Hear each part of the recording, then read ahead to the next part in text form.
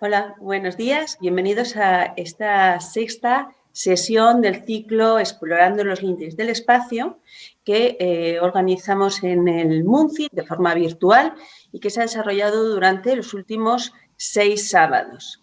Estas conferencias se enmarcan dentro del programa de actividades que se ha desarrollado para conmemorar desde el 2019 pues la llegada del ser humano a la Luna y en el entorno de la exposición MUNCIT, Explorando los límites del espacio, que físicamente se exhibe en nuestra sede de Alcobendas. Con nosotros está uno de los comisarios de la exposición, Juan Ángel Vaquerizo, coordinador de la Unidad de Cultura Científica del Centro de Astrobiología y coordinador también de este ciclo de conferencias, y nos presentará al último de los ponentes de las mismas, Carlos González. Buenos días, Juan Ángel. Buenos días, Marina. Gracias por la presentación. Buenos días a todos. Estoy encantado de llegar a esta parte final del ciclo, donde hemos estado hablando de diferentes temas relacionados con la exposición Tras la Luna, explorando los límites del espacio. Llegamos al final. Esperamos que esta sea la guinda a un pastel que esperamos que haya gustado. Y bueno, como comenzamos, la primera de las charlas fue impartida por una de las comisarias, junto conmigo, por Eva Villaver. Esta última va a ser impartida por el tercer comisario de la exposición, que es Carlos González Pintado. Si tengo que presentar a Carlos, la verdad es que lo tengo difícil, porque una de las cosas que tengo con Carlos es una profunda admiración. Carlos ha vivido en primera persona lo que sería los grandes avances que se produjeron con la aventura espacial, los programas espaciales. Voy a utilizar su propia definición. No he buscado una semblanza de Carlos, sino que he buscado la propia semblanza que Carlos hace de sí mismo en su página web, que os invito a que veáis. Y bueno, pues él dice, él nació en Madrid, pero él se considera, evidentemente, pues de ascendencia asturiana. Así que cree que, bueno, pues nacer en Madrid fue un accidente, aunque él se considera asturiano, pero bueno, se siente muy bien en Madrid. Él estudió, la parte final de sus estudios medios fueron en Estados Unidos, en el Helix High School, en La Mesa, allá por los años 60, no digo exactamente cuándo. Una de las cosas que él dice y que yo creo que le hace tan interesante todo lo que nos cuenta, es que tuvo el privilegio de estar en el sitio preciso en el momento adecuado, porque él, con una formación en ingeniería de telecomunicaciones, empieza a trabajar para NASA en el año 1968, justo antes del lanzamiento de la misión Apolo 7. Es decir, que prácticamente vivió en primera persona, participó en primera persona en todos los viajes Apolo, en las misiones que ya pusieron seres humanos en la Luna. También participó, evidentemente, desde ese momento en todos los que vinieron posteriormente, en las Apolo-Soyuz, en Skylab, transbordador espacial y todas las misiones científicas que la NASA envió por todo el sistema solar. Con lo cual, es una persona que aglutina, por un lado, el conocimiento y por otro lado, la vivencia. Fueron 43 años de trabajo y, bueno, eso hizo que se jubilara hace unos años y, bueno, pues ya en ese momento él era el jefe de operaciones y el subdirector del complejo de comunicaciones espaciales de Robledo de Chabela en Madrid, que tiene NASA, ¿no? Evidentemente, toda esa experiencia le ha permitido pues acumular muchísima información que él además explica muy bien, porque es un gran divulgador, aunque él no lo dice, pero yo os lo digo, es muy buen divulgador.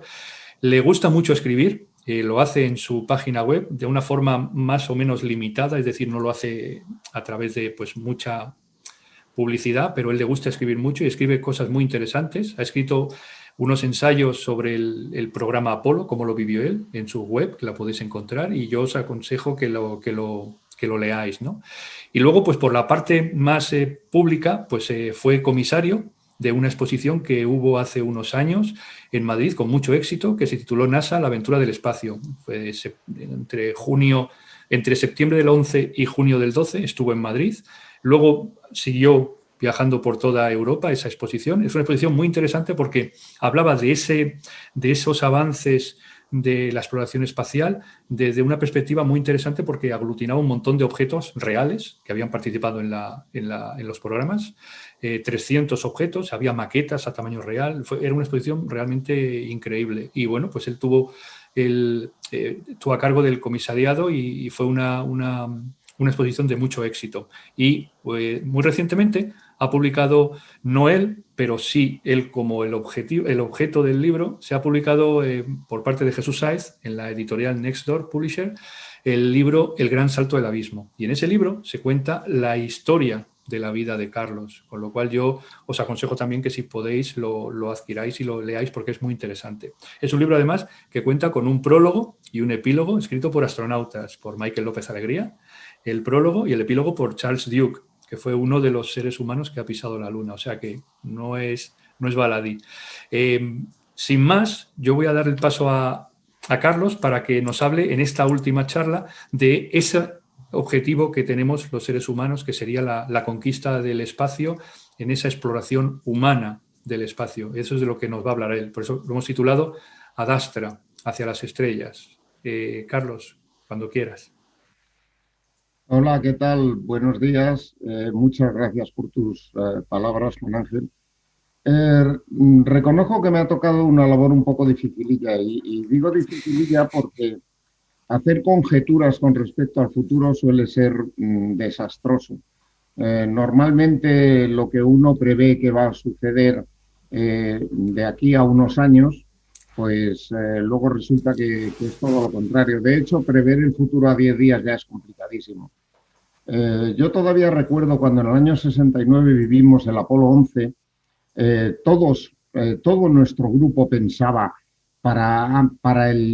antes del 2000, para el 90 estamos en Marte.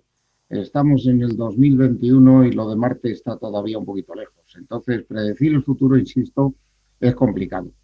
Y además, el espacio se ha convertido en algo diferente a lo que era cuando yo trabajaba. El espacio antes era un sitio para explorar y para hacer viajes tripulados de las diferentes agencias espaciales, y ahora se ha convertido en una zona de uso en donde participan empresas privadas. Con lo cual, la cosa del futuro se convierte todavía, si me apuráis, en algo más complicado. Yo he dividido esta presentación en partes para hacerlo más sencillo y sobre todo para hacérmelo más sencillo a mí. Y la primera parte es, ¿cuál es el futuro de los vuelos tripulados? ¿Qué es lo que hemos hecho hasta ahora y qué es lo que vamos a hacer en el futuro? Bueno, mi idea es de que quizá lo más cercano que tengamos en cuanto a cambios importantes en los vuelos tripulados es el hotel espacial. Yo estoy casi seguro de que muchos habéis oído hablar de él, pero vamos, una concepción artística de lo que va a ser un hotel espacial es esto. Como veis aquí tenéis dos hoteles en órbita terrestre, constan de 3 cubículos o habitaciones en donde van a estar los clientes del hotel con sus ventanas de visualización en donde podrán ver 18 amaneceres en un día. Luego tiene un departamento de carga en donde se almacenan los consumibles, los repuestos y todo lo necesario, y un pequeño artilugio de conexión a una lanzadera que es la que va a servir para subir y bajar a los clientes de este hotel. En este hotel están trabajando empresas privadas ya, obviamente, porque es que además esto va a ser una cosa muy lucrativa. Cuando pensamos en un hotel espacial pensamos, bueno, ¿y cuánto dinero va a costar subir ahí, por ejemplo, no sé, 2 días o 3 días? Porque más de 3 días, una vez que ya has sentido la sensación de la caída libre y que has visto los amaneceres, pues ya está, ahí no hay ni spas, ni piscinas, ni otros divertimentos, con lo cual un par de días o 3. Quizá estamos hablando de $300 millones por persona. Pensándolo así decimos, caray, ¿y quién va a subir ahí? Os garantizo que hay muchísima gente con esa cantidad de dinero en el mundo y que hay lista de espera para poder hacer una cosa como esta. Así que no me sorprendería mucho que en muy poco tiempo nos sorprendiera alguna empresa privada con un hotel espacial. Aquí tenéis otra vista de lo que podría ser otro hotel espacial, la estación Aurora. Pero hay más cosas, o sea, eso en cuanto a empresa privada.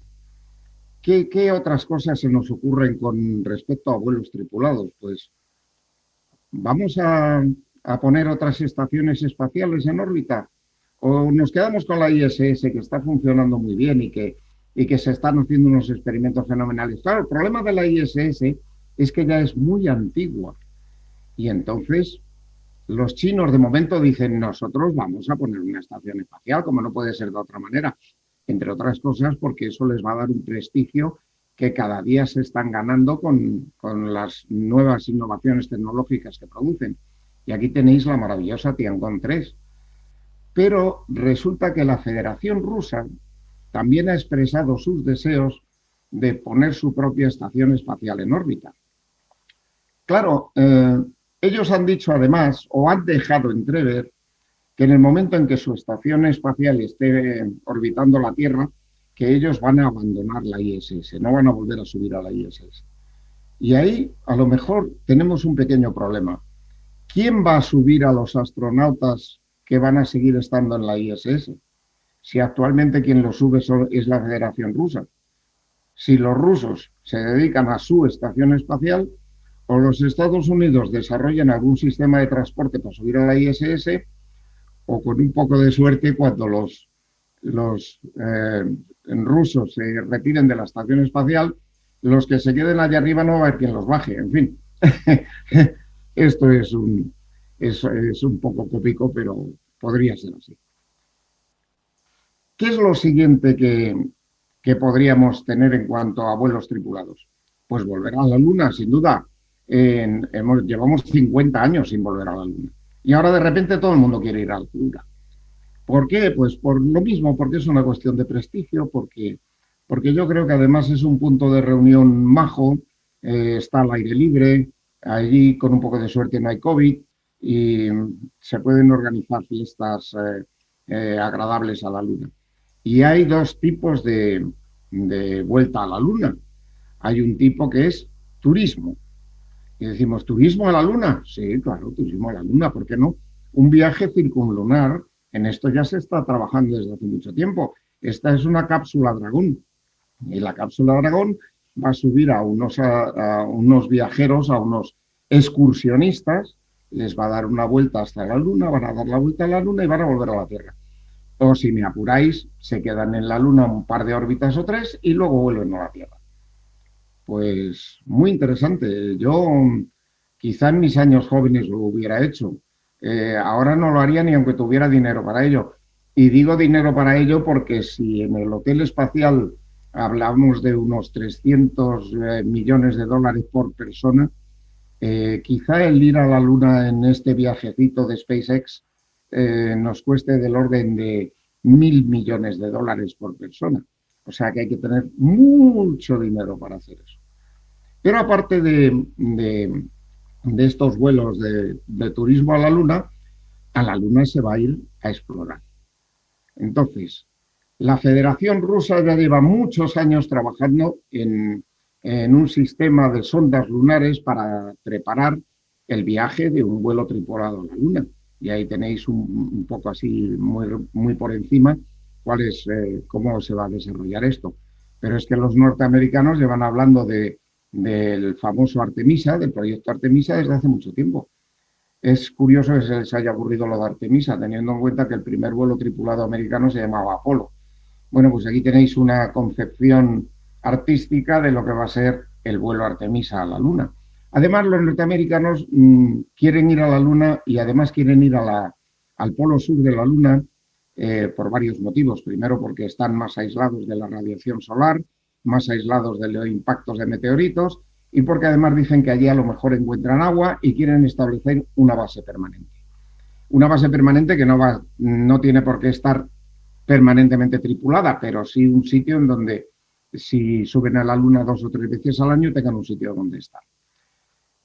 Y los chinos, pues los chinos también lo están pensando. Y para preparar su viaje a la Luna, su viaje tripulado, pues también están lanzando sus sondas. Hace poco, hace ya bastante, sorprendieron al mundo colocando una sonda en la cara oculta de la Luna y comunicándose con la Tierra sin ninguna dificultad. Claro, cuando la gente piensa, bueno, ¿y cómo es posible que estando en la cara oculta se puedan comunicar con la Tierra? Pues bueno, se coloca un satélite de comunicaciones en el punto de Lagrange y ya está. Si es que en el fondo las soluciones son sencillas, pero hay que pensarlas. Y otros que van a ir a la Luna o que han dicho que quieren ir a la Luna y en un vuelo tripulado son los japoneses, la agencia JAXA. Pero además de ellos, Israel y la India han mostrado su interés en hacer vuelos tripulados a la Luna. En los próximos años vamos a tener un montón de vuelos tripulados a la Luna y un montón de gente juntándose en la Luna que espero que vayan en son de paz y que lo que hagan es abrir botellas de champán en lugar de andar pegándose en la Luna. Marte.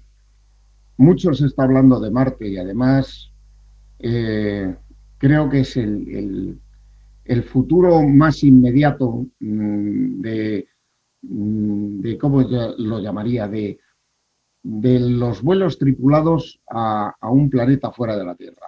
Venus está, por supuesto, descartado. Mercurio está demasiado cerca del Sol y su clima es extremadamente hostil. Y fuera de Marte, los planetas que existen son gaseosos, ahí no podemos aterrizar. Pero Marte sí que puede darnos la oportunidad de salir de la Tierra y establecer una colonia allí. Vamos a colonizar Marte. Eso es muy complicado, ¿eh? Y es muy complicado por muchos motivos que ahora hablaremos de ellos. Pero bueno, Marte. ¿Y por qué Marte? Pues primero, porque en Marte ha habido una civilización marciana. Y si no, ¿quién ha construido esa cara que tantas veces hemos visto? Eso es una escultura monumental que han hecho los antiguos habitantes de Marte o una civilización extraterrestre que aterrizó en Marte y dijo, vamos a dejar aquí nuestra impronta. No cabe duda de que eran unos artistas buenísimos, porque para ver esa cara desde la Tierra tiene que ser importante. Pero ¿y qué me decís de la cabeza del elefante? Vamos, esta cabeza del elefante requiere un trabajo. Luego hablamos mucho nosotros de esas esculturas que hay en las zonas de Azca y tal, pero esto en Marte, para que se vea desde la Tierra, bueno, gracias a Dios se descubrió poco a poco que esto eran accidentes geográficos naturales y que allí no había habido intervención de marcianos, y si los marcianos estaban haciendo algo, desde luego no se estaban dedicando a hacer arte, estaban dedicándose a otra cosa quizá más importante. Pero había que ir a ver Marte, hay que ir a ver Marte porque Marte además puede haber tenido un origen, vida en su origen y hay que investigarlo. Así que vamos a mandar sondas allí y vamos a investigar. Y mandamos una sonda. La primera sonda que mandamos, la Pathfinder, llega a Marte y saca una fotografía y la envía, por supuesto, a la Tierra. NASA, en cuanto ve la fotografía, se vuelven locos de alegría y la difunden a las redes sociales. Fijaros qué curioso que esta fotografía está incompleta. Aquí falta un trozo. Y claro, la razón es muy simple y es que el tiempo que tarda la sonda que está en el suelo, la Pathfinder, en mandar la fotografía a los satélites que están dando vueltas alrededor de Marte, pues no le da tiempo a mandar la fotografía entera. Y entonces, en una de las órbitas manda un trozo y en la órbita siguiente manda el trozo restante. Pero la gente que vio esta fotografía dijo, ¡ah, ya está! NASA nos está tratando de ocultar algo. Seguro que a la izquierda de la foto hay algo que NASA no quiere que veamos y por eso solo difunden un trozo de la foto.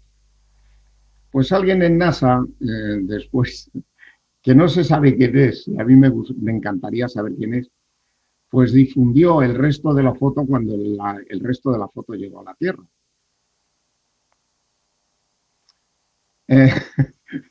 Y ahí tenéis la figura de un pequeño marcianito que era lo que NASA no quería que viéramos en los habitantes de la Tierra.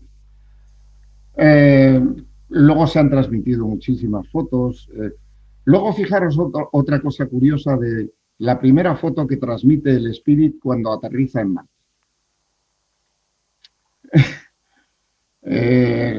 Es obvio que los marcianos no están muy de acuerdo con que les enviemos cosas allí, entre otras cosas porque al final lo que acabamos haciendo con todas estas exploraciones espaciales es llenar los mundos donde las mandamos de basura y de porquería.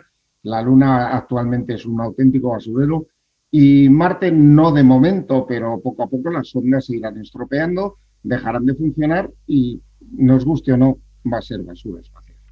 En fin, bueno, esto era por hacer un poco de humor. ¿Cómo vamos a colonizar Marte? Colonizar Marte es muy complejo. De momento, para hacer una colonización necesitamos módulos de supervivencia. O sea, no podemos llegar a Marte con una nave que aterrice en Marte y vivir en ese módulo durante ¿cuánto? 2 años. ¿Cómo regeneramos el oxígeno? ¿Qué hacemos con los consumibles? No. Necesitamos unos módulos en donde podamos tener una vida más o menos razonable. Entonces, se habló mucho al principio de utilizar módulos inflables, porque además se ha demostrado que los módulos inflables funcionan muy bien. Hacerlos llegar puede que no sea muy difícil. Cada vez acertamos mucho más en las coordenadas del sitio donde queremos aterrizar. El montarlos luego ya es más complicado, o sea que habría que mandar una misión tripulada con una capacidad de estar un mes por lo menos viviendo dentro de la cápsula que les ha llevado allí para montar estos módulos. Pero bueno, la idea es muy bonita, o sea, si os fijáis es hasta bonito el diseño, el Mars One. Y esto es un módulo inflable por dentro. Fijaros qué comodidad, qué alegría. Las paredes llenas de fotos. Espero que las fotos no estén sujetas con chinchetas, porque en un módulo inflable eso podría ser un poco complicado. Pero bueno, esa fue la idea inicial gustó y claro, a partir de esa idea inicial se generaron otras ideas. Apareció este otro diseño, que es un diseño mucho más complejo, pero mucho más mejor para lo que se quería hacer y volvemos a tener el mismo problema. ¿Cómo hacemos llegar esto allí? Y luego apareció este tercer diseño, que este tercer diseño parece que es el que tiene más aceptación, porque consta de 2 plantas, tiene salas de reuniones, librería, cocina, tiene un invernadero, tiene baños, dormitorios, en fin, y luego la escotilla estanca para poder cambiar la presión y salir a la superficie marciana. Todo eso está muy bien, pero insisto, ¿cómo hacemos llegar eso? Pues a lo mejor la solución más fácil es llevar impresoras 3D y hacer esos módulos directamente en la superficie marciana. Claro, ¿os imagináis el tipo de impresora 3D que hay que llevar para construir un módulo de esta categoría? Pues esa impresora 3D tiene que ser monstruosa, o sea que tenemos que utilizar cohetes muy grandes y además probablemente no podamos llevar la impresora de una sola vez. Habrá que llevarla en piezas y luego montarla sobre la propia superficie marciana. Pero además estas impresoras funcionan utilizando los elementos y los materiales propios del sitio donde están. ¿Va a ser fácil hacer eso? ¿Cómo vamos a extraer esos materiales de la superficie marciana? ¿Vamos a tener que instalar previamente algún tipo de laboratorio o de fábrica que extraiga esos materiales para que luego esas impresoras funcionen? El tema es complicado. Va a requerir una cantidad tremenda de lanzamientos e incluso eso está previsto ya. Han dicho, bueno, pues muy fácil.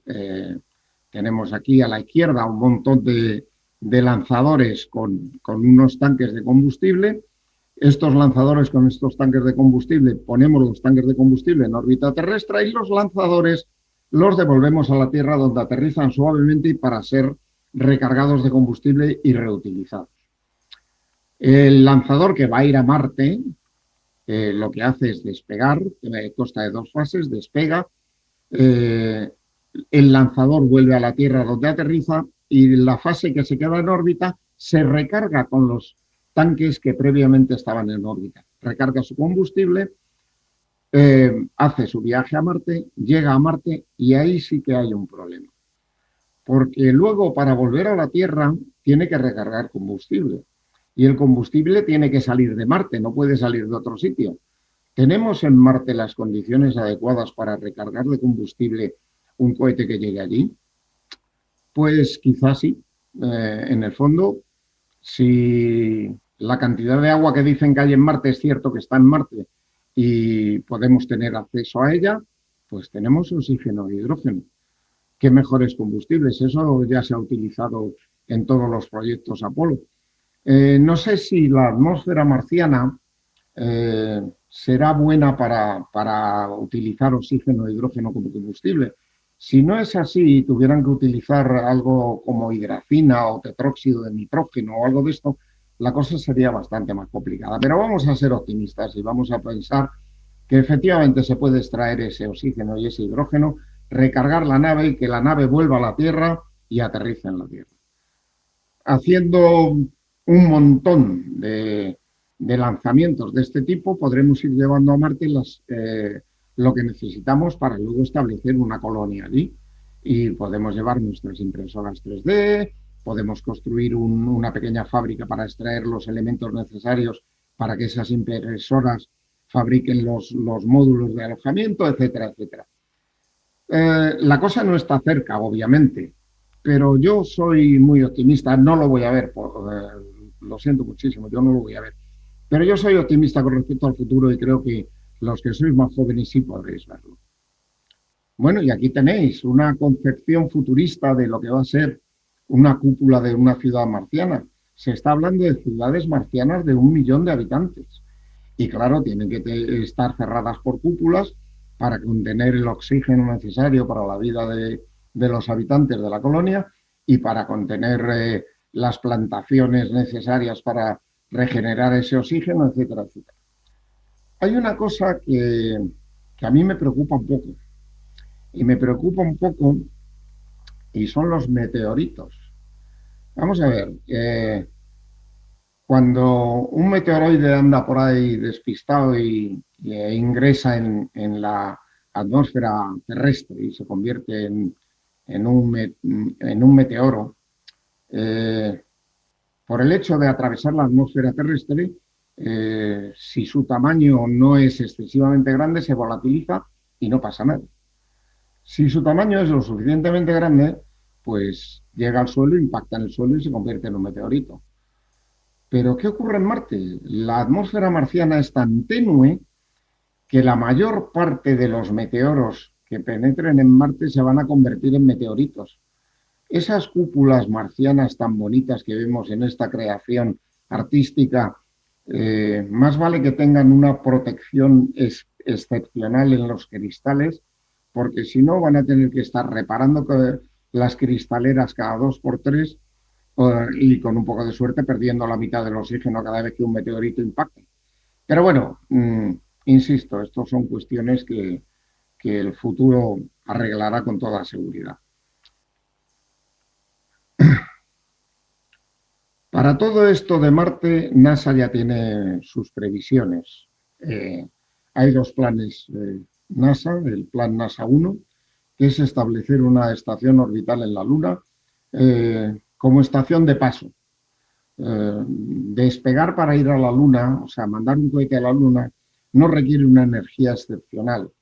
Si luego llego a la Luna, entro en órbita lunar y recargo de combustible mi nave, el lanzar esa nave desde la órbita lunar hacia Marte tampoco requiere una cantidad de energía brutal, con lo cual esto podría ser una idea muy razonable. En cuanto a la idea final de NASA, que son los planes NASA 2, es ser independientes de la Tierra, no tener nada que ver con la Tierra, extraer los productos necesarios del subsuelo marciano y con ellos utilizarlos para las necesidades que tenga el planeta. Ya lo de la colonización se habla mucho también de terraformación. Eso ya empieza a ser otra cosa muy complicada. Para terraformar Marte haría falta dotarle de un campo magnético que Marte no tiene. Y haría falta dotarle de ese campo magnético porque si no el viento solar pues acabará haciendo lo que ha estado haciendo estos millones de años pasados, que es llevarse la atmósfera que se cree en Marte. Se ha hablado incluso de montar un paraguas espacial lo suficientemente grande como para que el viento solar incida en el paraguas y el paraguas actúe como escudo y no se lleve la atmósfera que podría crearse en Marte.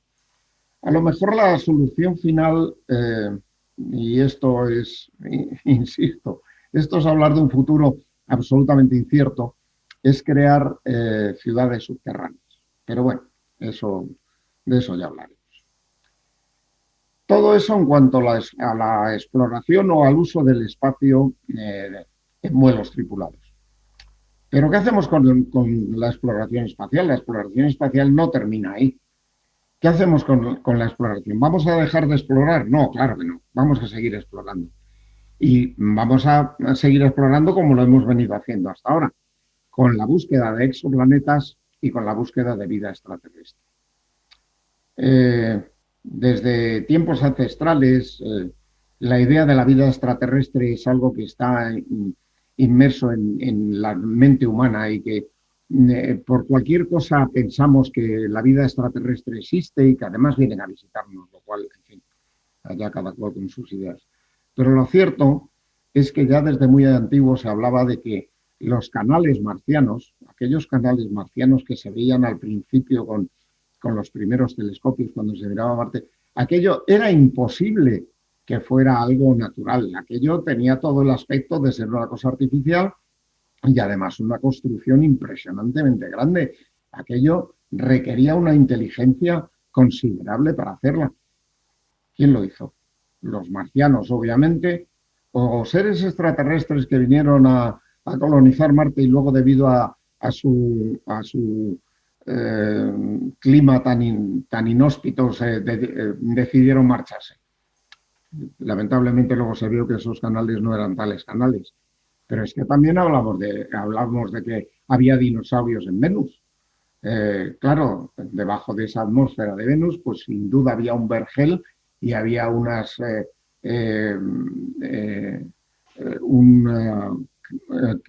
crecimiento vegetal increíble y había dinosaurios. Buscamos vida, siempre estamos buscando vida. De hecho, gran parte de la exploración que se está haciendo del planeta Marte en el momento actual es para buscar vida en Marte. Y se está hablando incluso de que puede haber vida en alguna luna de los planetas exteriores. Buscamos vida. ¿Y cómo buscamos vida? Pues buscamos vida primero con el proyecto SETI.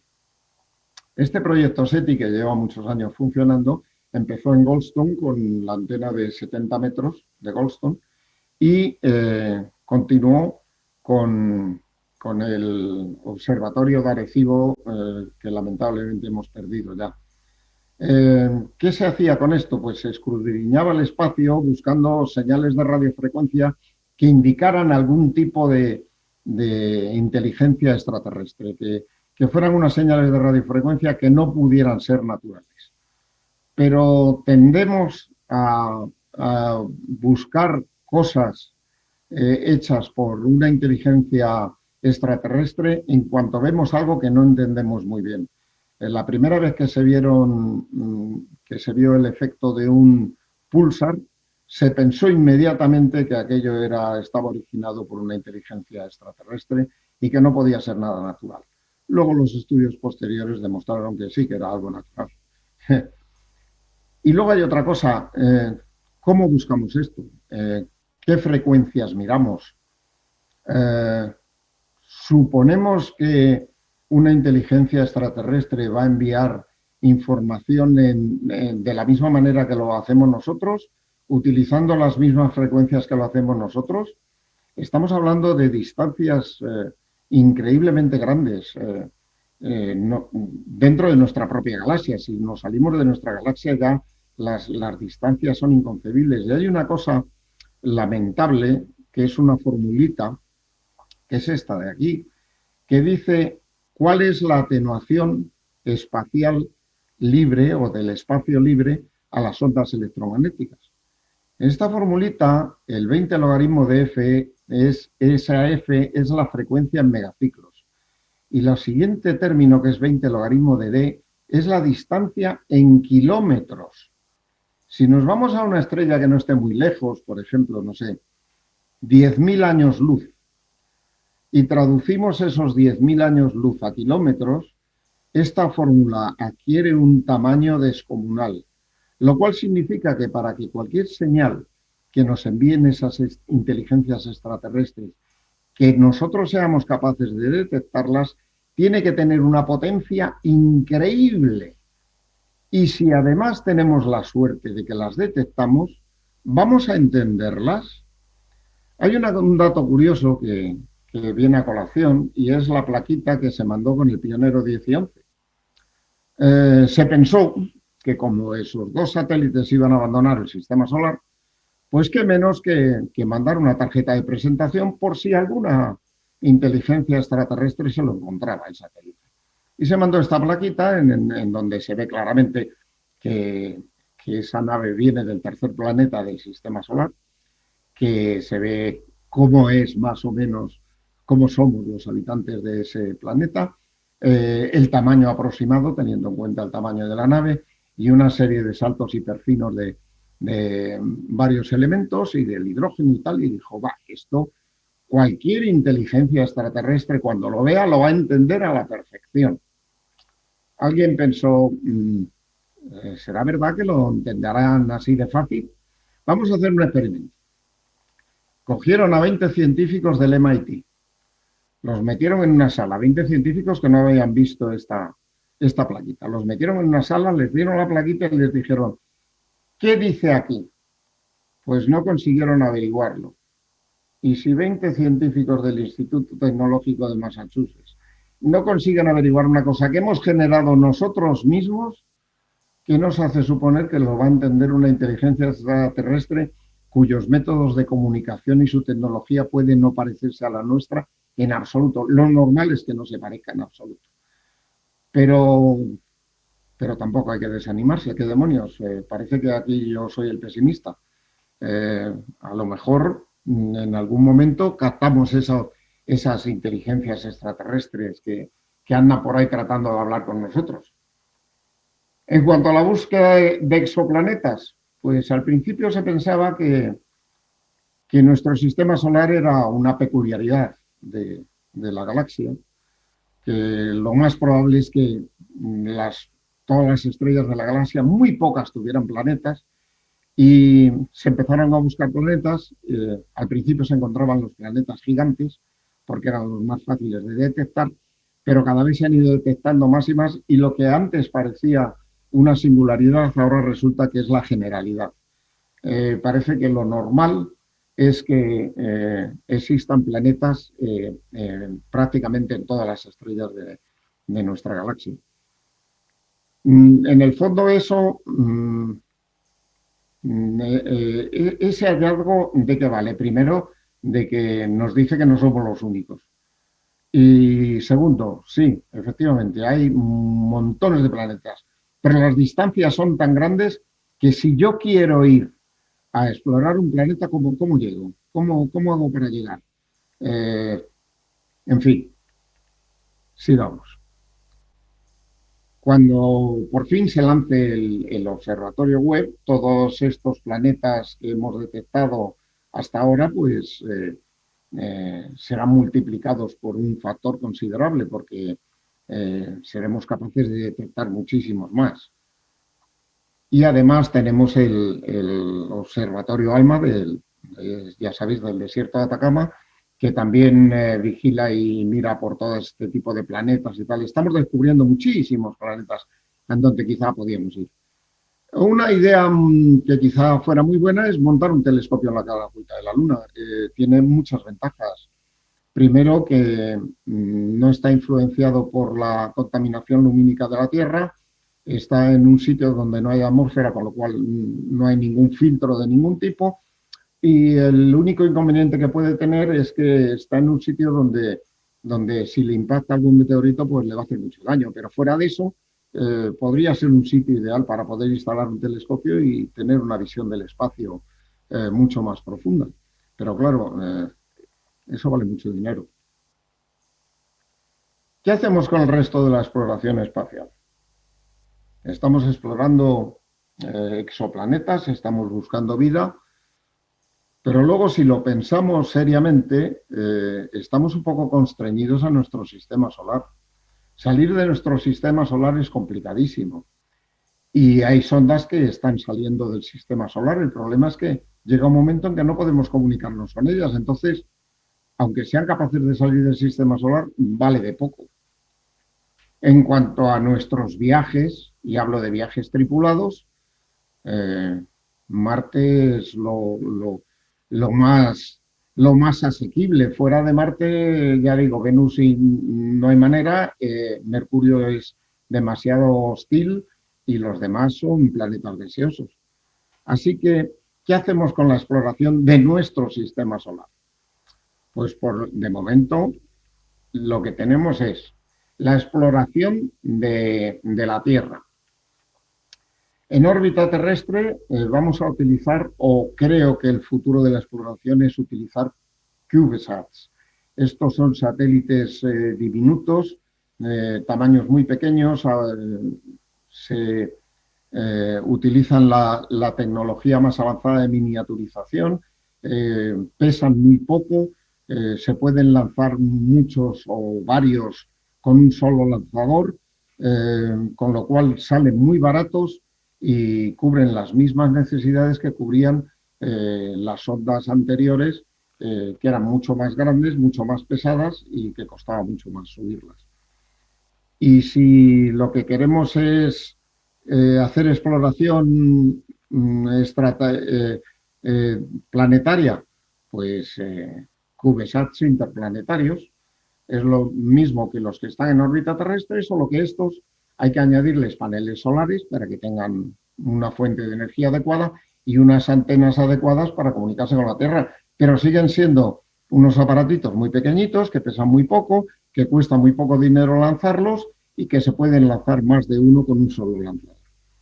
Esto en cuanto a la exploración desde el espacio. Y desde el propio suelo de los planetas, o sea, si bajamos una sonda al suelo de Venus o de Mercurio o de Marte, ¿cómo? Pues con los rovers. Los rovers están demostrando que hacen una labor maravillosa. Se pueden desplazar, sacan fotografías, pueden incluso perforar el suelo y extraer muestras. Y además, lo último en tecnología, drones. Fijaros que incluso con lo tenue que es la atmósfera marciana, se va a lanzar un dron dentro de muy poquito, el Ingenuity, que va a volar sobre la superficie marciana y va a hacer experimentos y sacar fotografías. O sea que esto avanza. ¿Y después qué? Ya hemos llegado al final, se acabó el tema, no podemos salir de nuestro sistema solar. ¿De qué nos vale encontrar un planeta, un exoplaneta con condiciones maravillosas para la vida si luego no podemos llegar a él? Hay que buscar una forma, necesitamos un salto tecnológico muy importante. Y quizá ese salto tecnológico no esté tan lejos, porque estamos hablando del Warp Drive. Estamos hablando de lo que utiliza las naves Star Trek y de lo que utilizan las naves de las guerras de las galaxias, y en el fondo nos parece una cosa de ciencia ficción. Y al principio parecía algo de ciencia ficción, pero el doctor Alcubierre dijo que esto era posible, teóricamente demostró que era posible, y cuando se demuestra una cosa teórica posible, los ingenieros se ponen a trabajar sobre ello. ¿Cuál es el principio de esta cosa que se llama Warp Drive? Para viajar entre dos puntos, el punto A y B, necesitamos un tiempo dependiendo de la velocidad que llevemos. Si queremos reducir el tiempo entre los puntos A y B, lo que tenemos que hacer es incrementar la velocidad. Cuanto más incrementamos la velocidad, menos tiempo tardamos. Pero ¿qué ocurre si llega un momento en que ya no podemos incrementar más la velocidad? ¿Cómo podemos hacer que el tiempo entre los puntos A y B sea más pequeño? Pues acercando los puntos A y B, acercando B a A o A a B. Este es el principio del Warp Drive. Lo que hace el Warp Drive es que comprime el espacio por la parte por donde avanza y lo expande por la parte por la que se aleja. O sea, que lo comprime por la proa y lo aleja por la popa. Dicho así, pues parece fácil. El problema es la cantidad de energía que hace falta para generar una máquina que haga esto. Los primeros datos que dieron los ingenieros cuando encontraron este diseño fue, esto es imposible porque la cantidad de energía que hace falta para que esto funcione sería la que produce el Sol en toda su vida y eso nosotros no podemos generarlo. Pero se han ido buscando alternativas y parece que ya la cosa no está tan lejana. Aquí tenéis una concepción muy artística de lo que va a ser una futura nave que va a llevar Warp Drive y que va a ser capaz de llevarnos a una estrella que esté a 10.000 años luz en 3 meses. Y esto es un esquema, más o menos, de la nave Star Trek, de cómo funcionaba la nave Star Trek. Como veis, hacia la parte frontal el espacio se comprime, con lo cual los puntos A y B se acercan, y por la parte posterior el espacio se expande. Y la nave viaja no a velocidades superiores a las de la luz, sino a una velocidad que permite que el paso de A a B sea mucho más corto en tiempo. Y todo esto queda muy bonito y a mí me encanta y me gustaría poder vivir 2000 años más solamente para poder verlo. Pero esto tiene un pequeño inconveniente que estoy seguro de que obviamente se han dado cuenta de ello y lo están tratando. ¿Cómo nos comunicamos con una nave que esté a 10.000 años luz? Las ondas de radiofrecuencia viajan a 300.000 kilómetros por segundo. O sea que si una nave sale de la Tierra, hace un viaje de 3 meses y se va a un planeta que está a 10.000 años luz y luego tarda 10.000 años en decirnos hemos llegado, pues la cosa se pone un poco complicada. Pero estoy seguro que el futuro se presenta como algo excepcional. A mí me gustaría poder vivirlo y lo que lamento es no poder vivirlo. Muchas gracias. Muchas gracias, Carlos. Pues la verdad es que has dado tal cantidad de datos que realmente es complicado empezar a hacerte preguntas por alguno en concreto. Sí que me llama la atención, bueno, evidentemente, como tú muy bien has dicho, estamos haciendo una proyección hacia el futuro y cuando haces una proyección hacia el futuro, claro, depende de muchos aspectos el que la proyección hacia el futuro pueda tener validez real, se haga realidad o no. Me ha gustado cuando has dicho el abanico temporal, es decir, lo del famoso motor el último, por tenerlo reciente, el motor de Warp, que es del que se habla. Estamos hablando a lo mejor de milenios o una cantidad que va más allá de los siglos para poder tener a lo mejor una tecnología desarrollada. Y de eso quería preguntarte. En principio, los aspectos que tienen que ver con la tecnología, evidentemente, son críticos. Conseguir poder hacer estos viajes o poder hacer esta colonización de otros planetas depende de la tecnología. Y te quería preguntar, ¿cómo ves? Es decir, estamos seguros de que la tecnología puede conseguir que los seres humanos vivan en Marte con las condiciones adecuadas para que sobrevivan. Y seguro que puede conseguir que viaje pues, a esas lunas que comentabas tú, ¿no? Esas lunas heladas donde podría haber vida.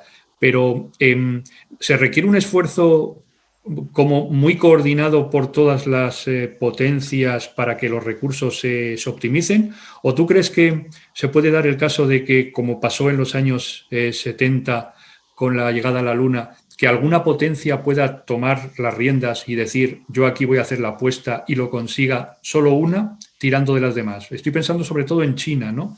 Que puede hacerlo de una forma mucho más fácil porque lo tiene más sencillo el control absoluto sobre todos los recursos. ¿Cómo lo ves? No sé, porque es complicado pensar el coste de este tipo de investigación y de este tipo de desarrollo. Al final el mundo se mueve por el dinero y si los costes superan los beneficios que se pueden obtener, esto no va a llegar a ningún fin. Por otra parte, siempre pensamos, bueno, pues cooperación internacional. Si es que esto está clarísimo, la cooperación internacional al final reduce costes y entre todos hacemos un esfuerzo y conseguimos un fin común. Pero ¿cómo definimos cuánta parte le corresponde poner a cada uno? Vamos a hablar del viaje a Marte, que es el que tenemos más cerca y el que es más fácil. Cuando llegue el momento de ir a Marte y de hacer todas estas cosas que se quieren hacer en Marte, ¿quién lo va a hacer? ¿Lo va a hacer una empresa privada? ¿Lo van a hacer una agencia espacial? ¿O lo va a hacer un consorcio internacional? Lo lógico, según mi forma de ver, es que fuera un esfuerzo internacional. Que las grandes potencias del mundo se juntaran, pusieran dinero, hicieran un proyecto común, con lo cual se ahorrarían una cantidad tremenda de gastos en investigación que al final van a ir al mismo sitio y todo funcionaría muy bien. Pero, ¿cómo se distribuye la cantidad de dinero que pone cada cual? Pues, lógicamente, por el Producto Interior Bruto de cada país. Dentro de muy poco, China va a ser la potencia económica número 1 del mundo. Su Producto Interior Bruto va a ser el más grande del mundo, lo cual quiere decir que van a poner más dinero que nadie. ¿Y los segundos quiénes van a ser? Pues probablemente los Estados Unidos. Los Estados Unidos van a poner un poquito menos de dinero, Japón va a poner un poquito menos de dinero, Europa va a poner un poquito menos de dinero y al final se va a conseguir hacer eso. Pero, ¿quién va a ser el comandante de la nave que va a ir a Luna? O a Marte, o a donde sea? Alguien de la potencia que ha puesto más dinero. ¿Qué tipo de investigación se va a hacer? Pues lo va a determinar la potencia que ha puesto más dinero. ¿Van a estar de acuerdo los norteamericanos en que el comandante de la nave que va a Marte sea chino? En fin, el tema es muy complejo. Seguro. Respecto a esto que acabas de comentar, hay una pregunta, bueno, ya se están, ahí agradecemos a todas las personas que nos están siguiendo, que nos están haciendo preguntas. Hay una pregunta en relación a esto, Carlos, que yo te transmito. Jesús Sáez Redondo pregunta que ¿cómo crees que influirá la iniciativa privada en los avances de la exploración? Imagino que va por los tiros de hasta qué punto esa iniciativa privada puede tirar, ¿no?, de las potencias para que ellos también impulsen. ¿Cómo lo ves? Eso fue un truco buenísimo de la NASA. En los tiempos del Apolo no había problemas de presupuesto.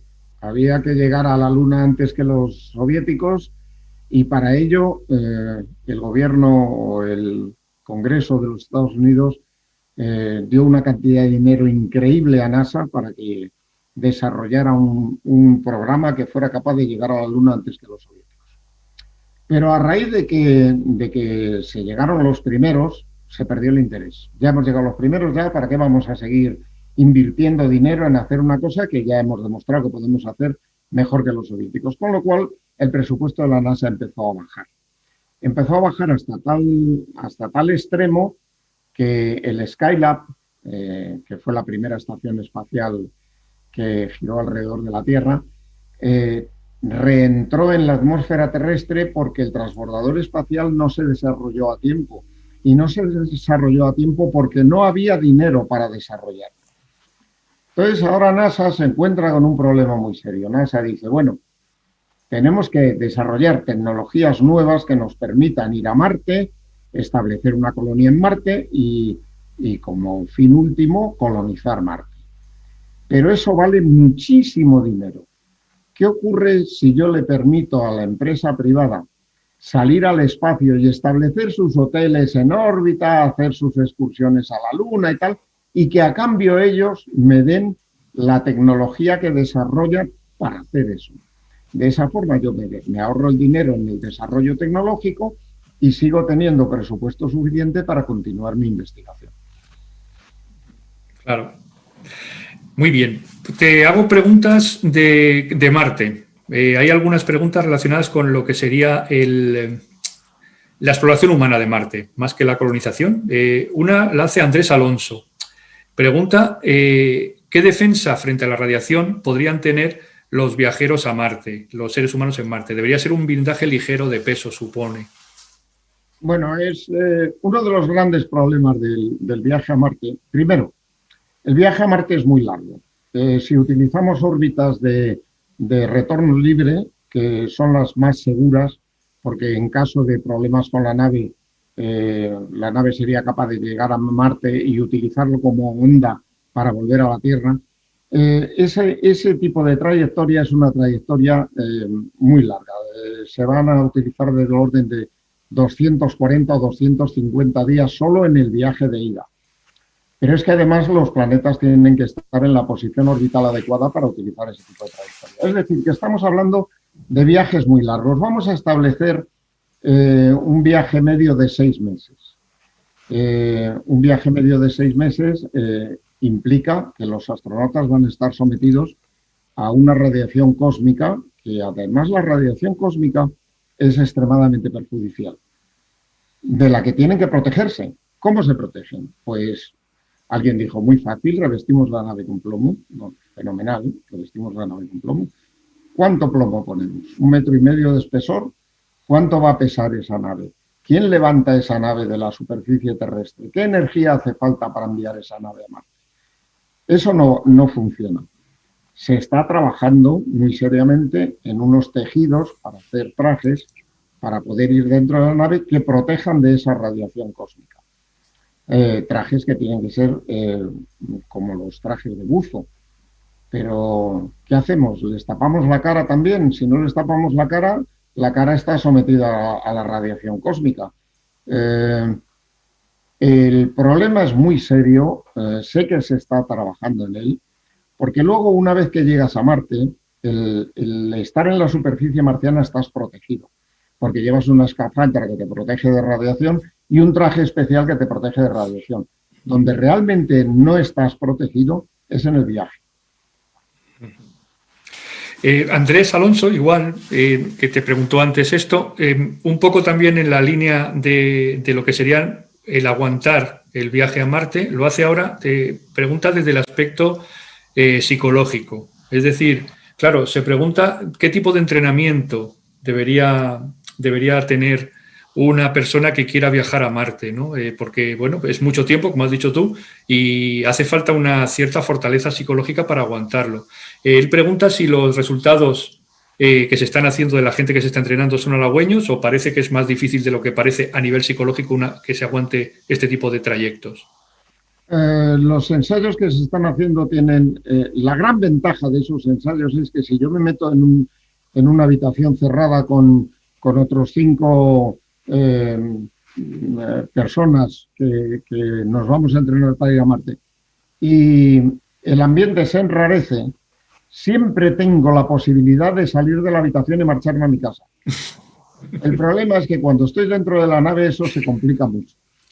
Entonces, primero, una nave espacial que va a ir a Marte tiene por fuerza que tener un espacio muy reducido. Y tiene que tener un espacio muy reducido por muchos motivos. Primero, porque la cantidad de consumibles que tiene que llevar la nave es tremenda. Y no solo consumibles, sino también repuestos por si se estropean cosas, oxígeno, agua, se tiene que reciclar absolutamente todo el líquido, en fin. Y todo eso requiere máquinas y requiere espacio. Con lo cual el espacio habitable real es pequeño. Eso significa que hay mucha cercanía entre las personas. Vamos a poner un ejemplo muy simple. Todos o casi todos tenemos una familia a la que adoramos, por las que daríamos la vida, con la que no convivimos 24 horas al día, gracias a Dios, porque nuestros hijos o bien se van al colegio por la mañana o a la universidad o se van a trabajar y nos vemos a ratitos cuando comemos o a la hora de la cena o viendo un rato la televisión. A pesar de eso, surgen discusiones constantemente. Discutimos todos los días. Imaginaros un sitio en donde hay 5 o 6 personas en un espacio muy reducido, 24 horas al día.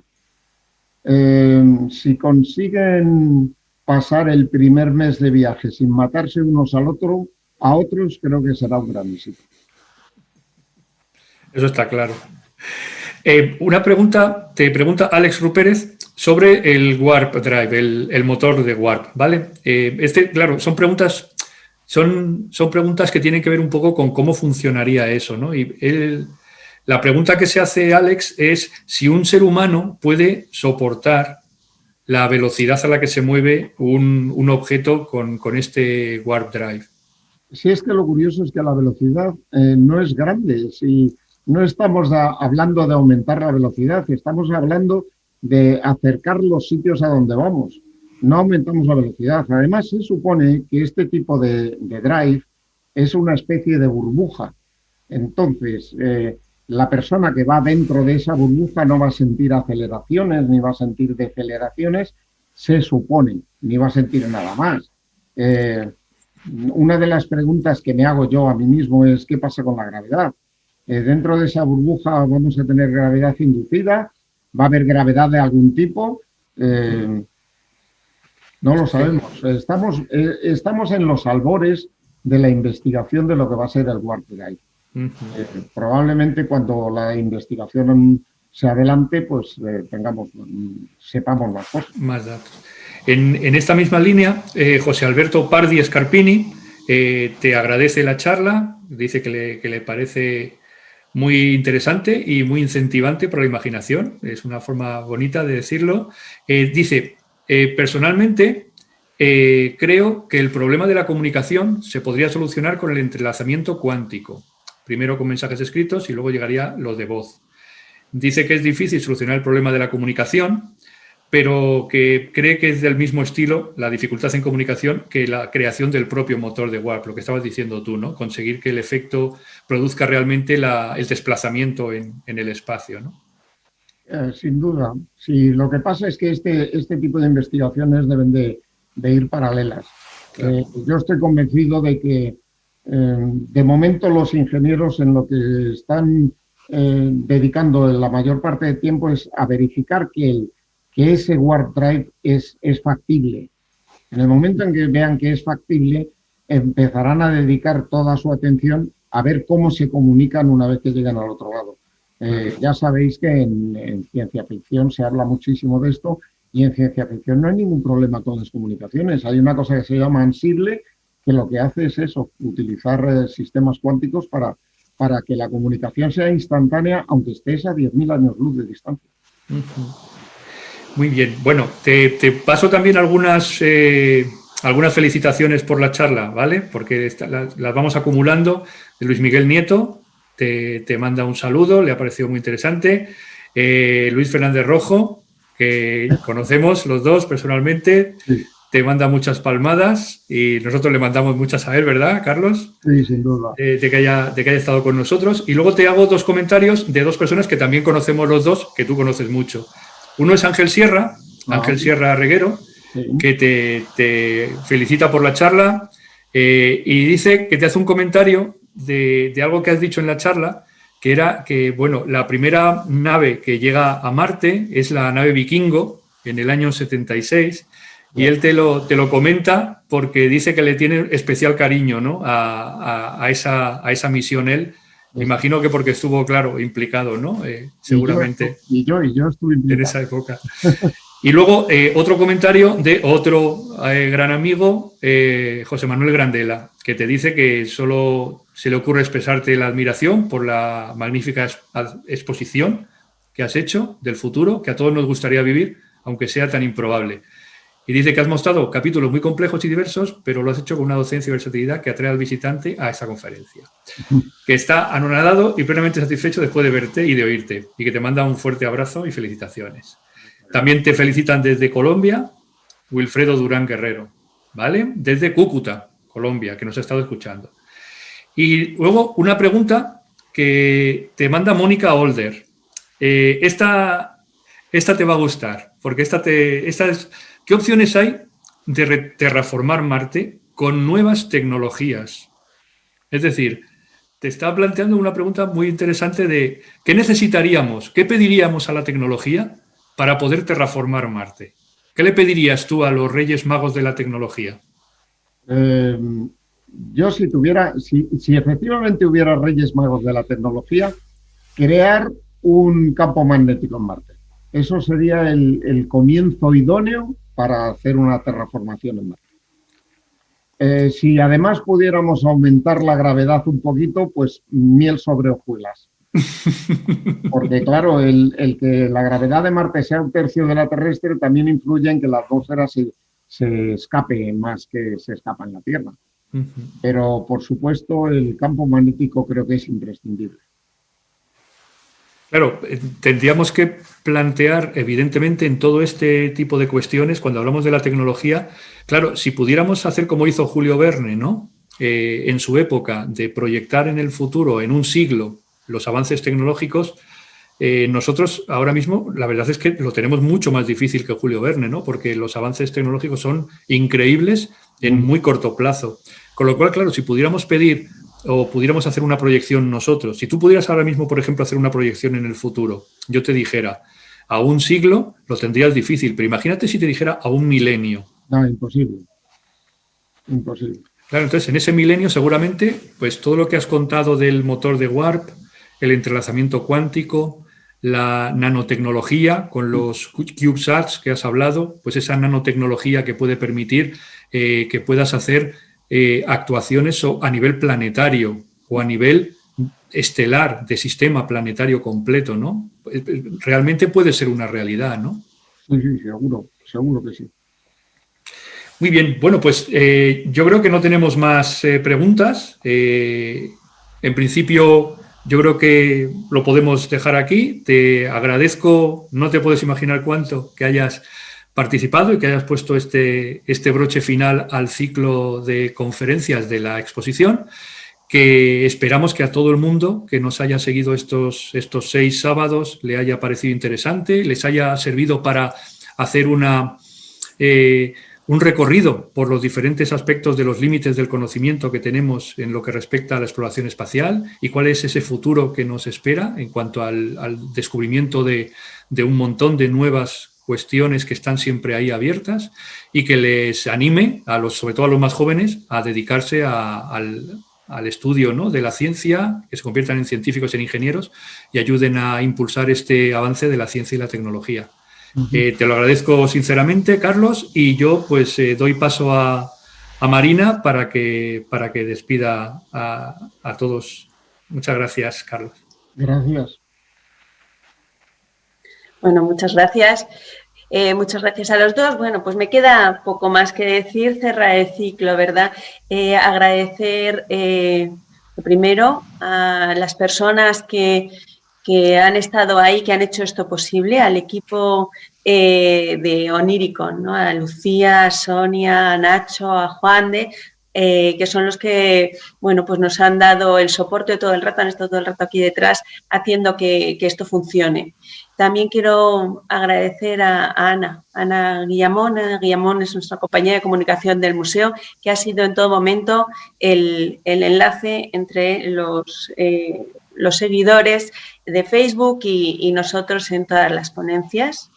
Por supuesto, a los ponentes, a todos los ponentes que han participado en el ciclo, que nos han transmitido de una forma tan fácil para quienes nos han hecho fácil lo difícil, ¿verdad? Para quienes estábamos aquí escuchando, y a Juan Ángel Vaquerizo, que bueno, pues es sin duda el artífice de todo esto, es bueno, quien nos ha servido de enlace con todos los participantes, una persona que en todo momento dice sí a todo lo que desde el museo se le propone y que nos da y también nos propone muchas cosas y siempre interesantes. Y bueno, a todas las personas que ya en directo o ya retransmitido posteriormente, nos han seguido estas conferencias, las están siguiendo y, bueno, pues nos han mostrado su apoyo y su interés.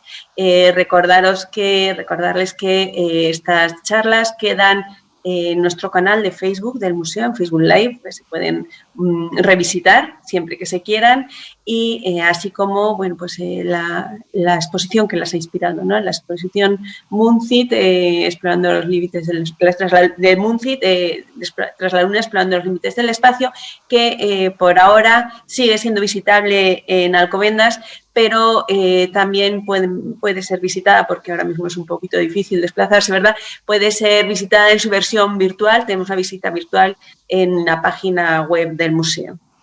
Y bueno, pues poco más. Bueno, pues que muchísimas gracias a todo el mundo y que hasta la próxima. Gracias.